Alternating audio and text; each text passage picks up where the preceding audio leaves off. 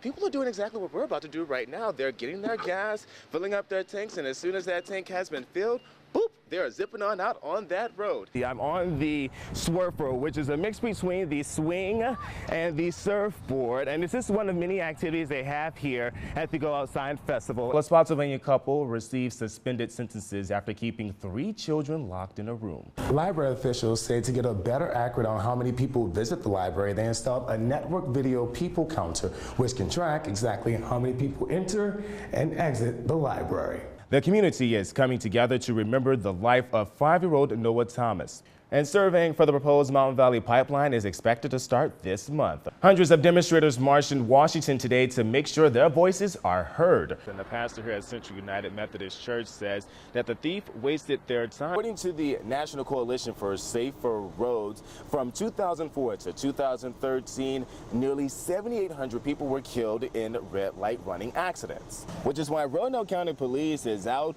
making sure drivers are following the rules of the road. No word on their conditions, but I'm going to step out the way and give you all another live look at the scene. Watches and warnings are in effect across several states, and forecasters are expecting storms to bring flooding, rains, hail. Coalition of Justice here on Virginia Tech's campus hope that this rally will eventually spark the conversation for change. They're urging drivers when they're getting behind the wheel to use a little bit of common sense.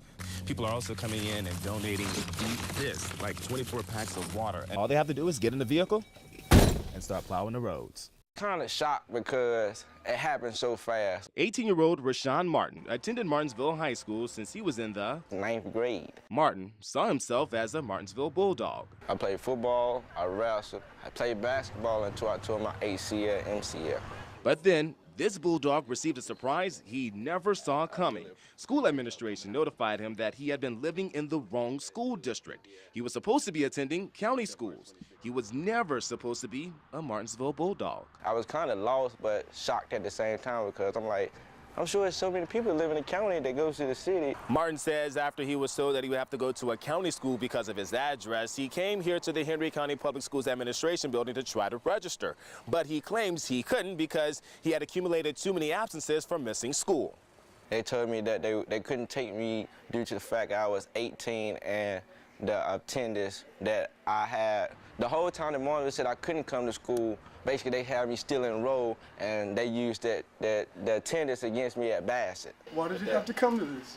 Community activist Chad Martin said after learning about Rashawn's situation, he felt compelled to help. An 18-year-old who wants to go to school. It's hard enough trying to get kids to want to go to school, but this is somebody who's crying to want to go to school. If this was my child, what would I do? Are you trying to go back to school? Chad Martin posted a video of Rashawn on YouTube. Chad says he sent the video to some school board members, but he got no response. Martin says he protested in front of the administration building, and that's when school leaders held a meeting with Rashawn, Chad, and his mother, and they all came to a resolution. I'm just glad you're back in, bro, man. That's all. And with smiles across Rashawn and his mom's face, a nearly 7-month battle is now over. This have stressed me, seeing my son cry, being emotional. He wanted his education. Everybody kept on throwing GED at him.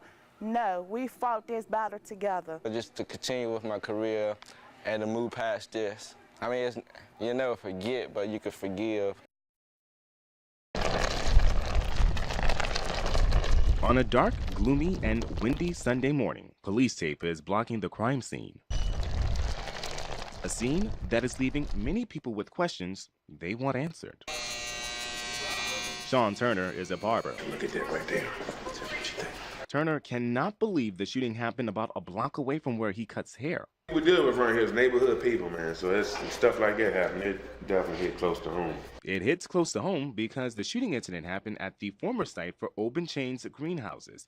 Turner says he frequents the building to watch football and play cards with friends. Everybody in the barbershop's been over there. Like I said, a couple of my friends go over there. So it's a neighborhood spot, and it's just kind of hitting close to home. In fact, he was planning to go there late Saturday evening, but instead he went to bed. He says he's grateful he avoided the shooting that could have ended his life. It could have been mine as well. So I'm you know, that's a blessing too. But prayers go out to everybody involved.